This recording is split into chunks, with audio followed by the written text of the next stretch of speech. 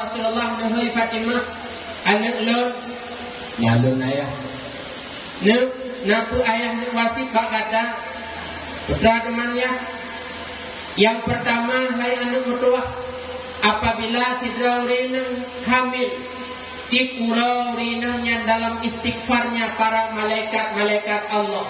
Ada kadi yang hadir malam yuna di antara katanya yang hamil nyo malaikat Allah tengah baca istighfar turun drone. Habis drone dalam istighfar malaikat selama golong melahirkan. Mai temu tidak urun tunggu ratu kita urun hamil cukup rara deki rugot hak kamu yang dengan kabri timbar juga. Yang kedua, urinang yang hamil tipura gahapus kesalahan ya Allah tiri bebas. Yang ketiga, urinang yang tengah hamil tipura getamah kebajikan ya Allah tiri bebas.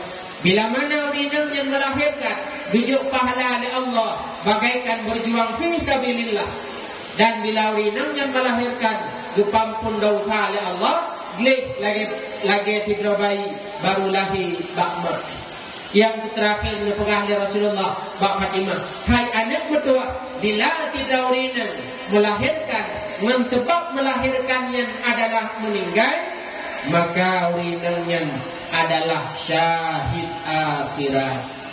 Putra teman dengku tentang urung syahid akhirat dipegang dalam kitab Tangkeh Kaul. Orang yang syahid akhirat termasuk orang yang maksud terpelihara daripada adib kubur. Nah hawa nama pria adib kubur, berahawa adib kubur. Jangankan pria adib kubur, pria elektrik di belum galak. Di bayu lepak kecil elektrik di belum cukup galak. Pulang dalam kubur pria adib. Teman tentu kita ragam kamu akan menaruh pria badu kubur purina melahirkan mentang. Nyurina melahirkan mentang.